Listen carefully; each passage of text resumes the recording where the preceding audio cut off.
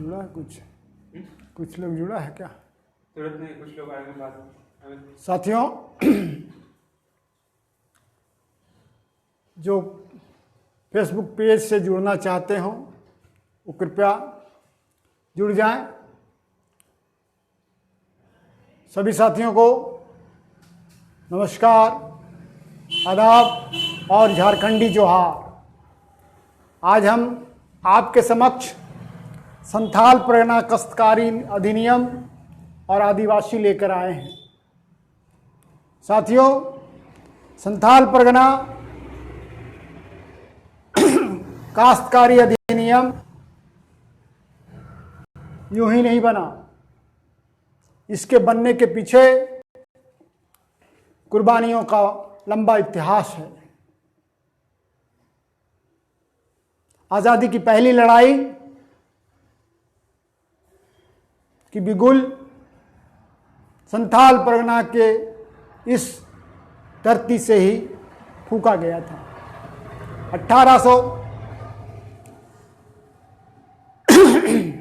30 जून 1855 को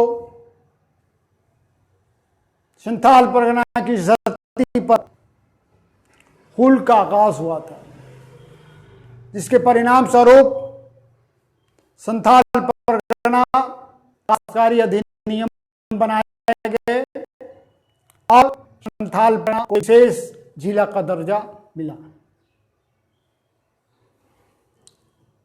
आजादी की पहली लड़ाई का बिगुल संथाल परगना से फूंका गया, जिसकी चिंगारी पूरे देश में फैल गई, जिसे संथाल हुल और संथाल विद्रोह के नाम से अंग्रेजों ने नवाजा है। अंग्रेजों ने इसका नाम दर्ज किया है। इसके परिणाम स्वरूप 23 सितंबर 1855 को अधिनियम 37 के द्वारा संथाल परगना अलग जिला का निर्माण किया गया। उक्त अधिनियम की धारा 2 में यह उल्लेखित है कि यह क्षेत्र का शासन व्यवस्था एक विशिष्ट प्रकार की होगी और देश के दूसरे भागों में लागू कानून यहां लागू नहीं होगी। इस व्यवस्था का मूल उद्देश्य था यहाँ के निवासियों की स्थिति को देखते हुए एक सरलीकृत शासन व्यवस्था बनाई गई थी, जिसमें यहाँ के लोगों के जीवन में कम से कम बाहरी हस्तक्षेप हो सके। 1856 के संथाल पुलिस रूल्स के अधीन यहाँ एक सरलीकृत शासन व्यवस्था की नींव रखी गई।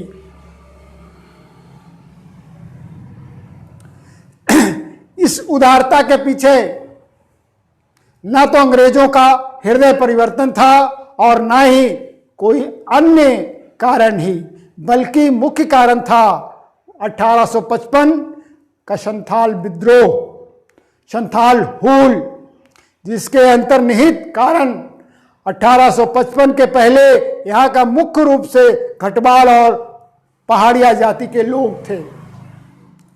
दुमका से उत्तर दक्षिण में पहाड़िया जनजाति का प्रभुता था, दुमका से दक्षिण और खटवालों का प्रभुता था। इस बीच 1790 से लेकर 1810 तक ईस्वी तक संथालों का इस क्षेत्र में आगमन हुआ। संथालों को यहां लाने का ब्रिटिश हुक्मरानों का मुख्य मकसद था जंगलों की सफाई और बड़े पैमाने पे लगान की वसूली। संथाल विद्रोह के 20 वर्ष पूर्व यहाँ राजस्व का आय मात्र 2611 रुपये थे, जो 20 साल बाद 25 गुना बढ़ गई, जिसमें जमींदारों का लूट भी निश्चित रूप से शामिल था। तो दोस्तों, 1855 का संथाल विद्रोह का मूलतः अंग्रेजी हुकूमत का उखाड़ फेंकने के साथ साथ जमीन और इमारतों का जुल्म एवं संथाल महिलाओं पर समंतों की बढ़ती जुल्म के प्रतिकार के रूप में फूटी थी। इस विद्रोह में संथालों की भागीदारी मुख्य रूप से थी, परंतु इस क्षेत्र के सभी समुदाय ने इसमें भाग लिया। विद्रोह का नेतृत्व भोगडी बरहेट गांव के निवासी चुन्नू मुर्मू के 4 पुत्र सिद्धू मुर्मू, कानू मुर्मू, चांद मुर्मू और भैरव मुर्मू के साथ साथ उनकी 2 बेटियां चांदू थी। इस विद्रोह का व्यापकता का प्रमाण इन तत्वों से मिलता है कि इस विद्रोह के बाद सजा पाने वाले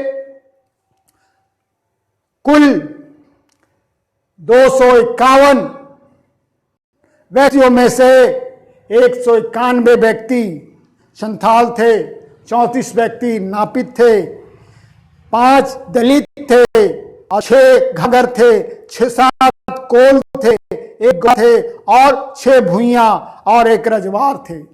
ये सभी कुल 55 गांव के निवासी थे। तो इससे साफ जाहिर होता है कि संथाल हुल का आगाज तो किया गया, लेकिन उसमें सिर्फ संथालों के अतिरिक्त और संथालों की बहुलता थी, लेकिन अन्य जातियों के लोगों के शामिल होने का भी प्रमाण है। और सिर्फ एक गांव नहीं बल्कि 54-55 गांव के लोग इस विद्रोह में शामिल थे। मैंने सामूहिकता का प्रमाण इससे साफ जाहिर होता है। तो दोस्तों 1855 का संथाल विद्रोह, संथाल हुल वास्तव में एक जन क्रांति था, इसका ये प्रमाण है। और इस विद्रोह के आर्थिक कारण भी थे। राजनीतिक सामाजिक शोषण के कारण के साथ साथ एक आर्थिक कारण भी रहा। संथालों के साथ साथ यहाँ आने वाले साहूकार और व्यापारी थे जिन्होंने भोले भाले संथाल को भरपूर लूटा था। उस समय का बंधुआ मजदूर से कमैती के रूप से जाना जाता था। जब कोई साहूकार से कर्ज लेता था तो उसके ब्याज को चुकाना पड़ता था। और इन परिस्थितियों से अंग्रेजी पुलिस की ज्यादती से तंग आकर विद्रोह का रास्ता अख्तियार किया गया। तो संथालों के ऊपर कर्ज का बोझ था, वो कर्ज के बोझ यूं ही नहीं कमते थे, वो पीढ़ी दर पीढ़ी और उसका कर्ज ब्याज का चक्रवृद्धि ब्याज हुआ करता था। ये ब्याज चुकाने वाले जिन्होंने कर्ज लिया वो तो नहीं चुका पाते थे और उसके परेशानों को भी ये चुकाना पड़ता था। साथ ही साथ कर्ज चुकाने के लिए वो कर्जदार जो होता जिंदगी भर उसका बंधुआ मजदूर हो जाता था। और कमेटी के रूप में बंधुआ मजदूर कमेटी के रूप में वो शामिल हो जाता। माने उसकी जिंदगी कुछ सिक्कों के वजह से, क्षण प्रयोग के वजह से उसकी जिंदगी गिरवी रख दी जाती थी। तो इन बातों को लेकर भी एक विद्रोह मन में फूटा और यह आजादी की लड़ाई के साथ साथ वो जन आक्रोश था, लोगों की शोषण दोहन और प्रताड़न का एक आक्रोश भी था। इसमें प्रसिद्ध इतिहासकार डॉक्टर काली कलंकर दत्त ने अपनी पुस्तक संथाल इंसर ऑफ 1855 to 1856 में जिक्र करते हुए कहा है कि ब्रिटिश शासकों ने अपने कूटनीति का प्रयास करते हुए इस हुल को मूलतः जमींदारों और महाजनों की और मोड़कर अपना बचाव करते हुए प्रथम स्वतंत्रता संग्राम को झुठलाने की भरसक कोशिश की।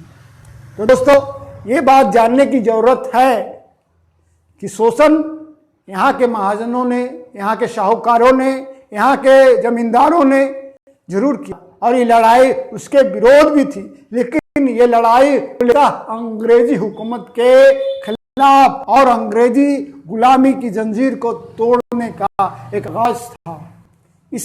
इन बातों को भी हम जुटला नहीं सकते हैं। अंग्रेजों की ईस्ट इंडिया कंपनी 1600 ईस्वी में व्यापार करने के उद्देश्य से सर्वप्रथम भारत के कलकत्ता में आया और वह मुगल शासकों की आपसी फूट और कमजोरी का फायदा उठाते हुए उत्तर भारत में अपना पांव पसारने लगी। तो इसकी शुरुआत में हम देखते हैं दोस्तों कि अंग्रेज किस तरह से 16वीं शताब्दी में यहां व्यापार करने के उद्देश्य से आया और सर्वप्रथम कलकत्ता में अपना एक कोठी का मांग किया। मुगल शासकों की फूट के वजह से फायदा उठाकर वो धीरे धीरे पूरे भारत में फैलने लगा और 1757 ईस्वी की पलासी और 1763 ईस्वी के उद्यान नाम संघर्ष के जंगल तरीबू भाग पर अंग्रेजों का स्थापित हो गया। जंगल भाग भी वर्चस्व हो गया, जिसके बाद उन्होंने जमींदारी प्रथा की विज्ञापन किया।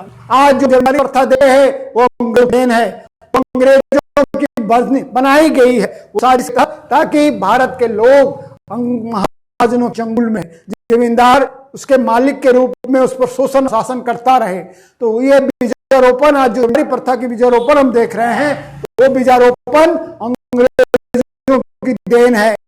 सत्ता को चलाने की खातिर कई जमींदार घटवा की बहाली की और 1773 ईस्वी में जमींदारों के स्थायी प्रबंध भी।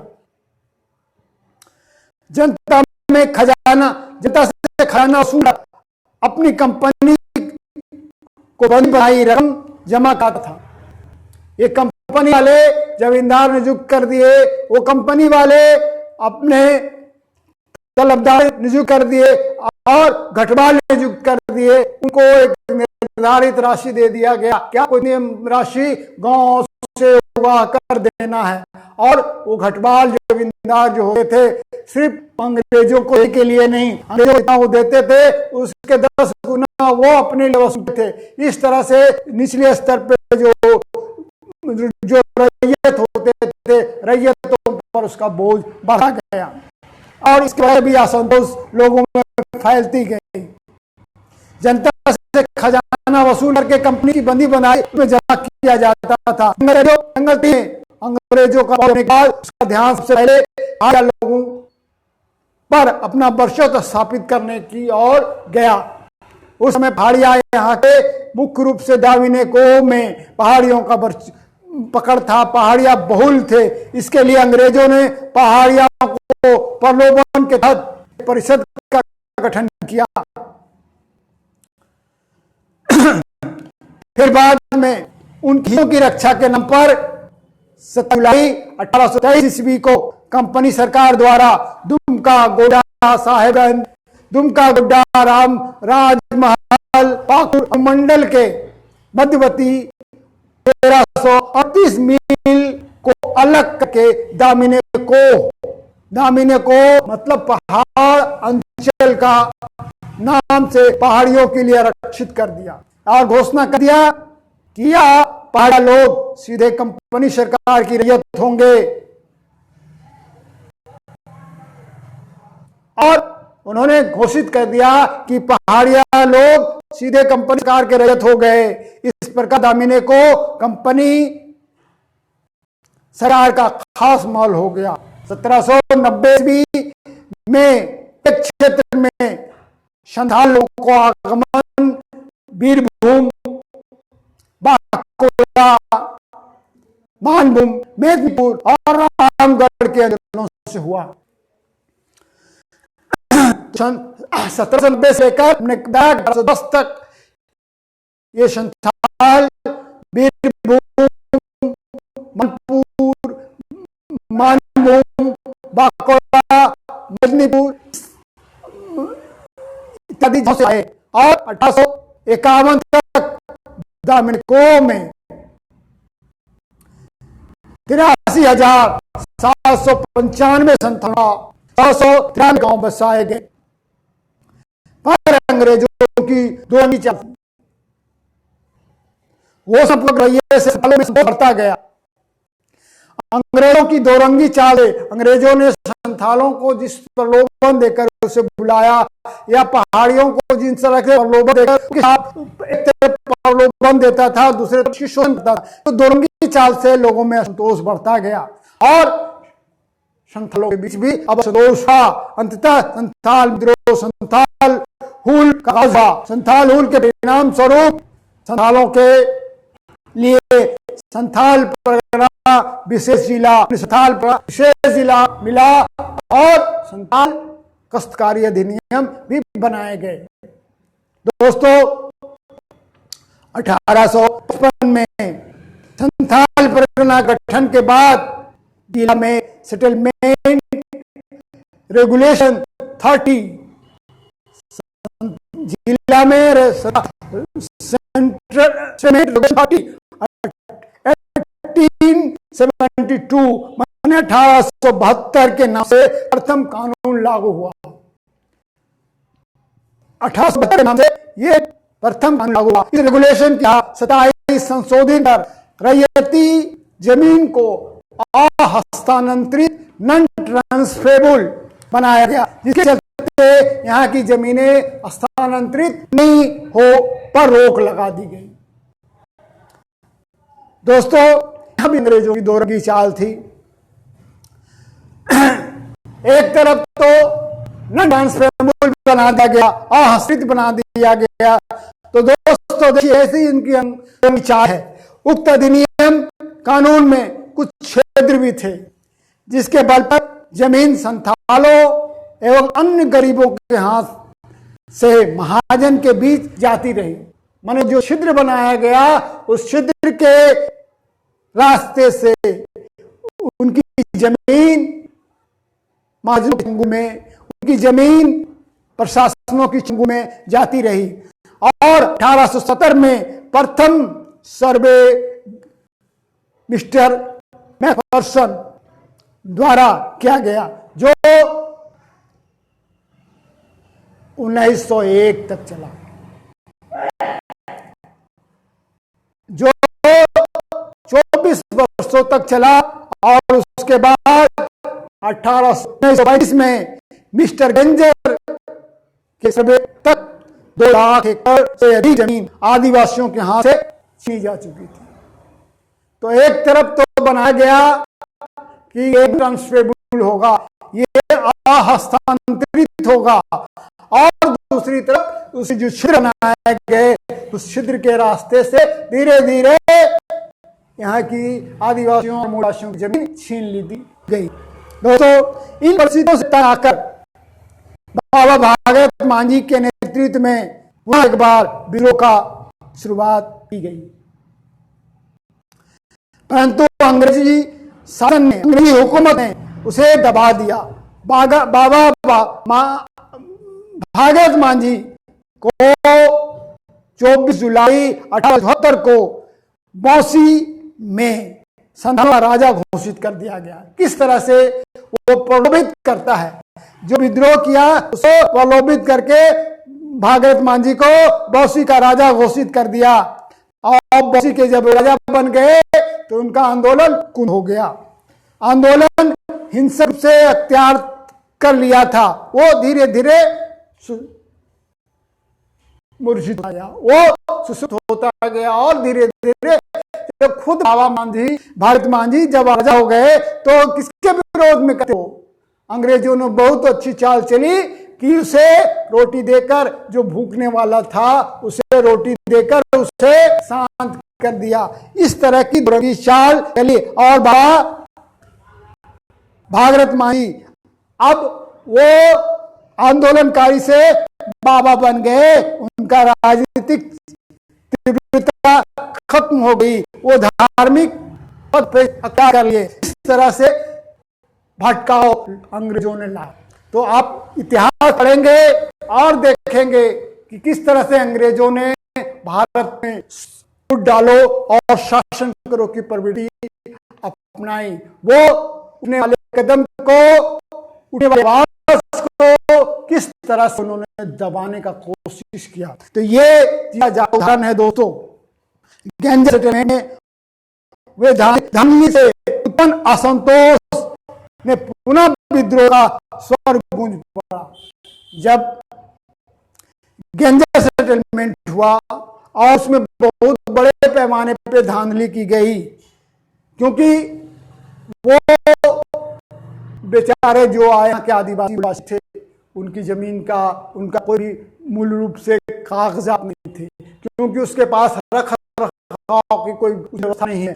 खोगल में अपने कागजात को रखते थे, जो दीमक के कछुआ ग्रास हो जाता था, और ऐसी स्थिति में दूसरे लोग उसके दावेदार बनकर, जो मजबूत होते थे, दबंग थे, जो महाजन होते थे, शाहूकार होते थे, वो लोग अपने नामों से उनकी जमीन को करवा लिया। तो इस तरह से जो धांधलीबाजी हुआ, धोखाधड़ी हुआ, जो उससे भी असंतोष फैले और संथाल परगना की एक जांच कमेटी 1937 में गठित की गई। 1937 में जांच कमेटी ने एक प्रतिवेदन प्रस्तुत किया, जिसके परिणाम स्वरूप संथाल परगना काश्तकारी अधिनियम 1949 पूरक के रूप में, जो बिहार अधिनियम 14/1949 निर्माण 1 नवंबर 1949 को किया गया, जिसमें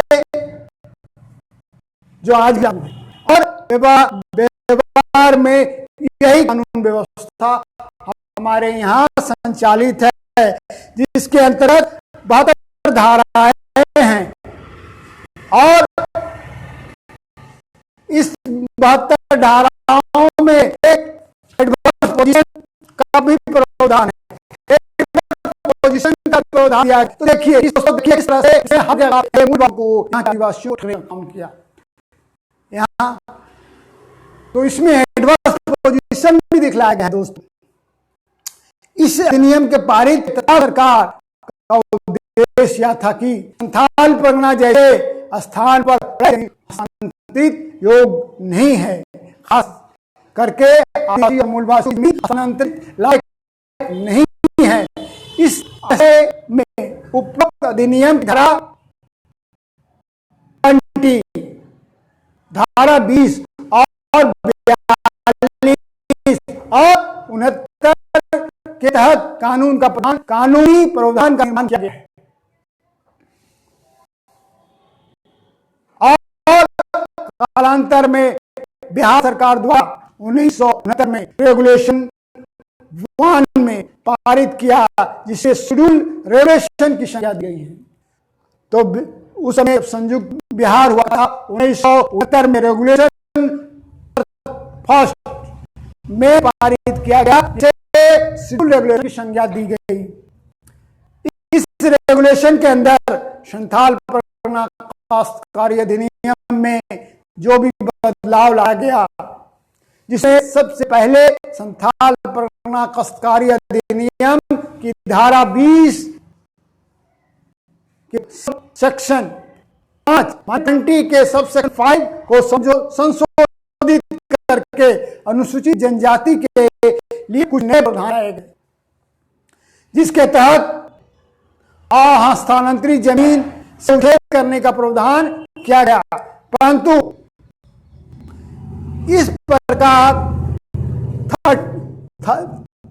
30 वर्ष के लिमिटेशन लगा दी गई, और मकान या घर आने पर समतुल्य जमीन बदलने पर्याप्त मुआवजा देने का भी प्रावधान किया गया।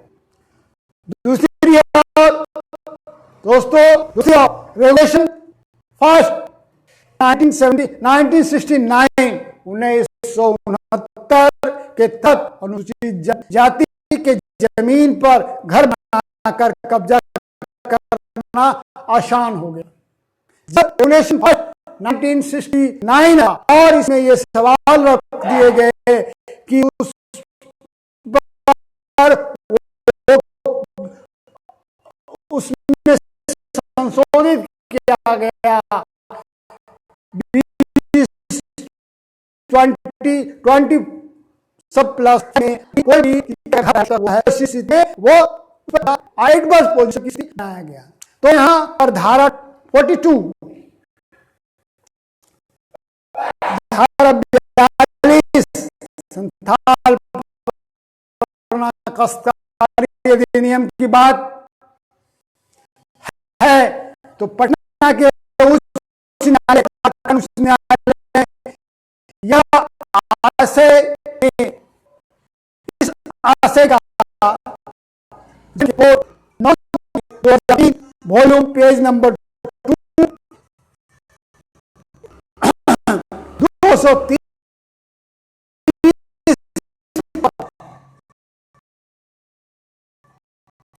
अपनी राय दिया कि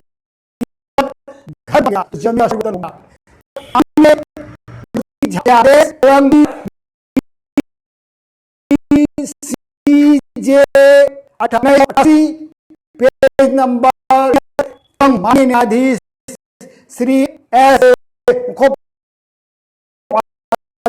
के आदेश गौरतलब है। आज ये कानून बना दिए गए, रिविक्शन संशोधन हुआ, उसके बाद कोर्ट में ये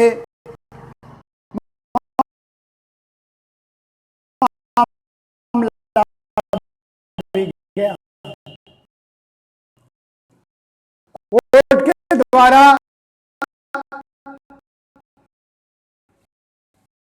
जो नियम बनाया गया और आज संथाल परगना में इतने कठोर कानून के बावजूद आदिवासियों की साहूकार में विभिन्न हदों से नहीं है। क्या में आदिवासियों के भोलेपन का नाजायज फायदा उठाया है। साथ ही जिला प्रशासन और आजादी के इतने वर्षों बाद आदिवासियों का राज सामाजिक और अन्य जातियों की रक्षा आज भी निम्न है।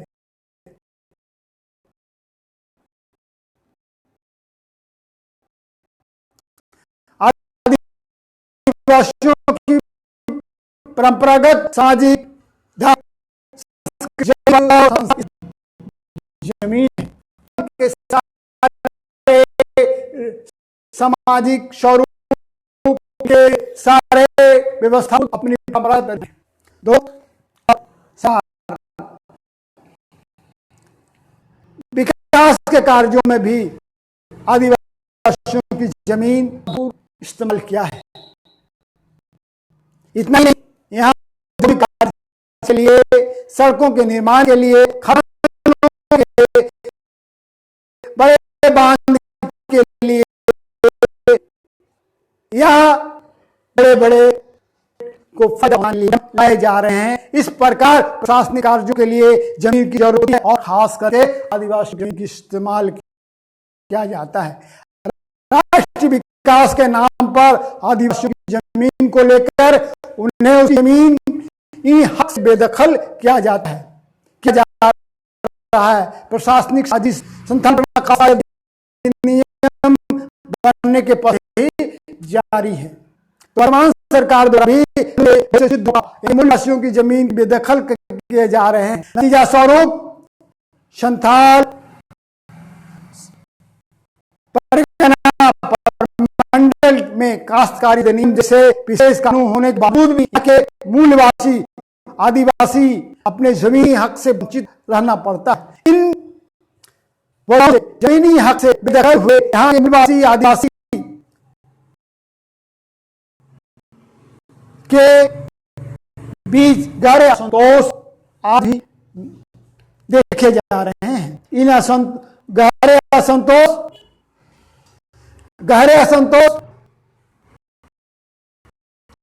आज भी देखने मिल रहा है। सही रहते अगर यहाँ के आदिवासी, यहाँ के मूलवासी के हक नहीं लाए गए तो दोस्तों संथाल हूल वाली स्थिति पुनः उत्पन्न हो सकती है।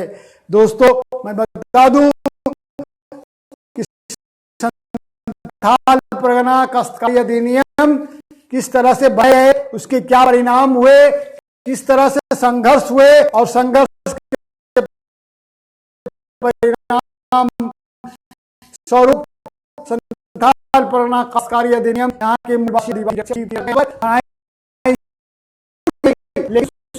जो छिद्र बनाए गए, छिद्रों के माध्यम से किस तरह से शोषकों ने, शासकों ने, सबने मिलकर इसका शोषण आदि क्या है और करते रहे। 200 को बनाए गए, उसमें 72 धाराएं रखी गई है। उस 72 धारा में 3 मुख्य धारा जो कि 20, 42 और 69 है। इस कुछ धाराओं पे मैं बात करना चाहूंगा जो कि प्रधानी पॉइंट संबंध का है। खास करके धारा 5 में प्रधानी मूल रैयत द्वारा यहाँ के खास मौजा के मूल रैयत के द्वारा यहाँ के प्रधानों का चयन किया गया है। इस प्रधान को सेक्शन 5 में क्या उसकी प्रधान की व्याख्या की गई है। सेक्शन 6 में प्रधानों के मृत्यु के बाद उसके उत्तराधिकारी की नियुक्ति एसडीओ के माध्यम से, है ना, माध्यम से किया का प्रधान की चर्चा की गई है। धारा 7 में अगर ये व्यवस्था की गई है कि प्रधान द्वारा भूमिहीनों को पट्टा देकर एक प्रधान है जिसे कलेक्टर स्तर के अधिकारियों के द्वारा उसी संपुष्टि की जाती है। धारा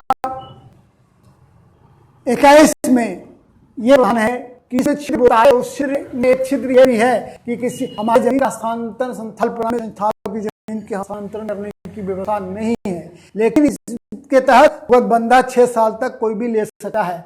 और जब यहाँ के मूलवासी आदिवासी कोई विपत्ति में पड़ जाते हैं तो वैसे जमीन जिसकी जोताबाद वो करने में सक्षम नहीं है, वो किसी महाजन को या किसी जमींदार को या किसी वैसे संपन्न व्यक्ति को दे देते हैं। 6 साल के लिए भोगबंदा के तौर पर रजिस्ट्री कर देते हैं और उसका दखल वही करता है जब तक उसकी पैसे वसूली नहीं हो जाती है। इसके तहत रैयती जमीन का परिबदल की स्वरूप को बताया गया है। इसके तहत रैयती जमीन का परिबदल हो सकता है, लेकिन दोस्तों इसमें भी बहुत बड़े घपले होते हैं। परिबदल की बात नाम देकर लोग कहते हैं जमीन के परिबदल दिखला देते हैं जो और इसके फायदे लोग उठाते हैं। 24 में रैयती आवासीय बिक्री और परिदखल की भी चर्चा की गई, इससे लोग फायदे उठाते हैं। 27 में यहाँ की प्रति कदीम जमीन को बंदोबस्त करने का प्रधानों को दिया गया है। इस तहत प्रधान भी मोटी रकम लेकर अपने मन चाहे या चाहे लोगों को यहाँ की जमीन को वो अपने मन मुताबिक राशि लेकर वो का निर्गत करते हैं। इसी तरह से 42 में कृषि भूमि अतिक्रमण उच्छेद का प्रावधान दिया गया है। इसी तरह से 57 में अपील का अधिकार है। उसके बाद में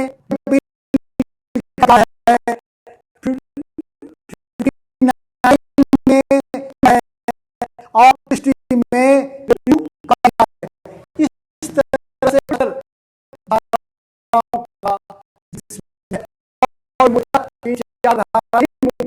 जो यहाँ के संबंध है तो निर्माण के उदाहरण और इसके छिद्रों से पास होकर किस तरह लोग लाभान्वित हैं और यहाँ के निवासी तो आज भी ठगे जा रहे हैं। तो हुल की प्रासंगिकता पे बात हो रही है, हो सकती है, और आज भी यहाँ के आजादी के कितने वर्षों बाद भी आज भी लोग ठग जा रहे हैं, ठग रहे हैं। तो पिछले दिनों आज से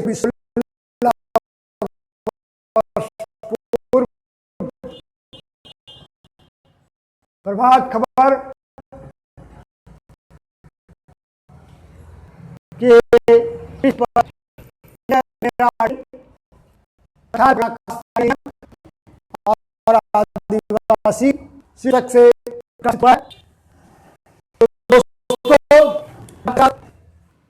झारखंड संबंधित